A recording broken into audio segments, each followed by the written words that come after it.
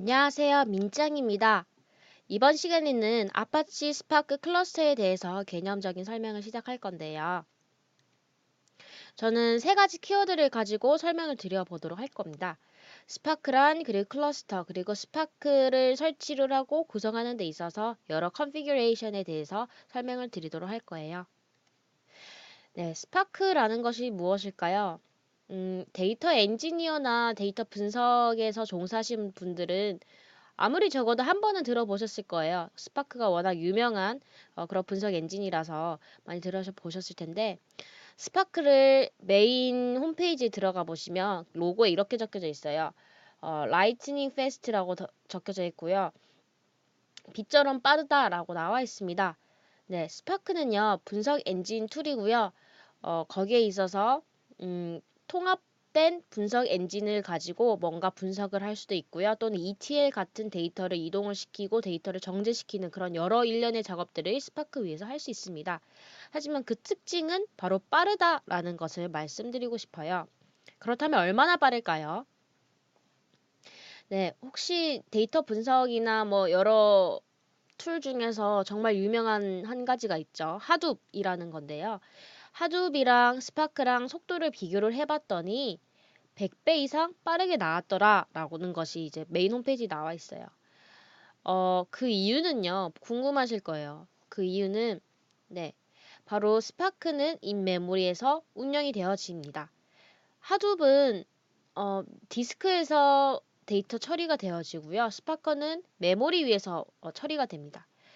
사실 디스크보다 메모리가 훨씬 빠르고 메모리 위에서 뭔가 데이터 운영이 되어질 때 조금 더 빨리 된다 해서 메모리에서 뭐 데이터베이스도 메모리 기반 데이터베이스도 많고 메모리 기반의 많은 것들이 나오는데요. 스파크가 그 중에 하나예요.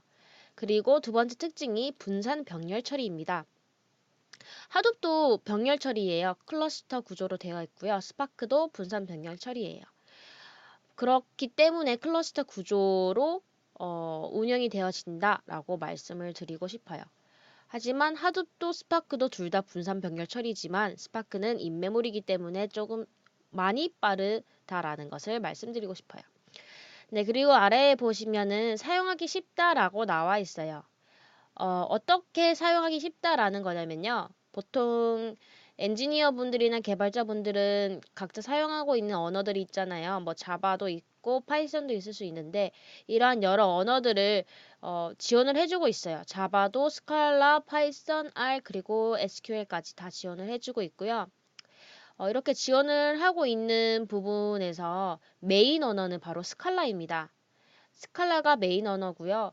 그래서 제가 어느 블로그에서 봤는데 똑같은 데이터 어플리케이션을 스파크 위에서 돌리는데 스칼라와 파이썬 두 가지 언어를 사용을 해봤더니 스칼라가 조금 더 빠르더라라는 부분을 많이 봤어요. 그래서 저도 되도록이면 스칼라를 많이 쓰려고 합니다. 네, 그렇고요. 네, 그 다음에는 아파치 스파크 프로세스에 대해서 설명을 드리도록 할게요. 일단은 아파치 스파크에서는 코어가 있겠죠. 이 코어를 공부를 해보시면 더 좋을 것 같고요. 그리고 위에 네 가지가 있습니다. 스파크 시컬, 스파크 스트리밍, 머신러닝 있고 그래프 X가 있어요.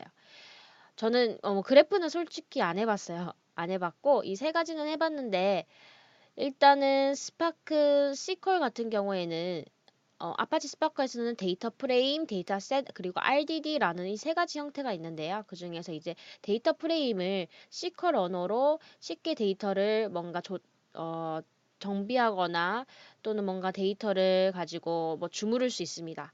그리고 머신러닝 같은 경우는요, 음, 머신러닝 관련된 라이브러리들을 스파크 자체적으로 많이 가지고 있어요.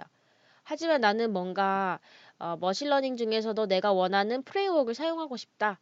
만약에 뭐 케라스라든지 텐서플로우를 사용하고 싶다 하면은 스파코어 위에 텐서플로우를 따로 지원을 해주는 것도 있고요. 아니면 따로 이제 라이브러리를 뭔가 코어 위에서 설치를 해서 사용을 할 수도 있습니다. 이제는 아래에 스탠드얼론, 얀, 메소스 이 세 가지가 보이죠? 이 세 가지는 어떤 거냐면요. 리소스 매니저라고 하는 녀석들입니다. 스파크는 제가 클러스터 구조라고 했죠. 클러스터 구조는 안에 있는 여러 자원들이 있을 거예요.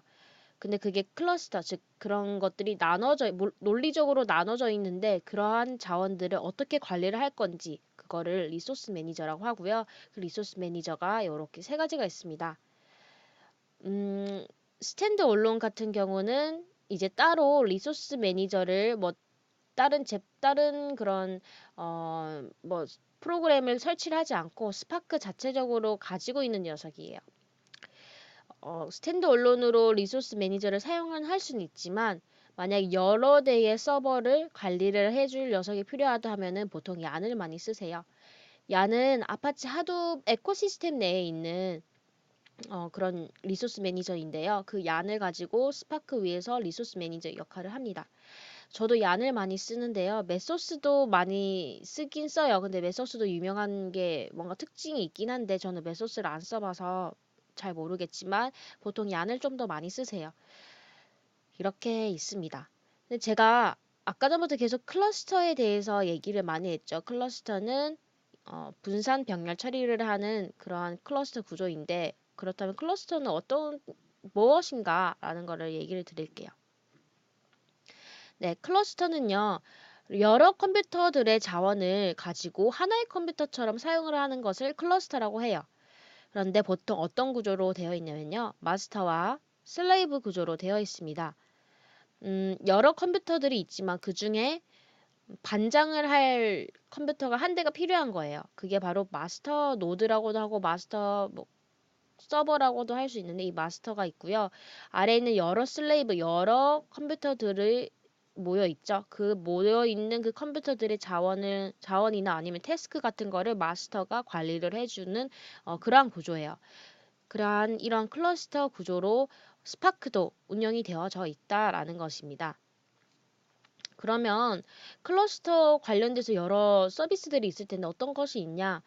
보시면 쿠버네티스 같이 컨테이너 기반도 클러스터 구조로 운영되어져 있어요.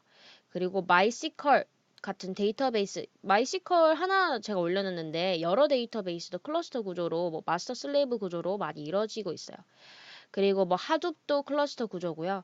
그리고 지금 설명하고자 하는 이 아파치 스파크도 클러스터 구조입니다. 저희는 이제 앞으로 계속 아파치 스파크에 대해서 더 깊게 설명을 할 건데 그렇다면 아파치 스파크가 가지고 있는 그 클러스터에 대한 아키텍처는 어떤 것이 있는지 어떻게 운영이 되어 있는지 부분을 다음 시간에 설명하도록 하겠습니다.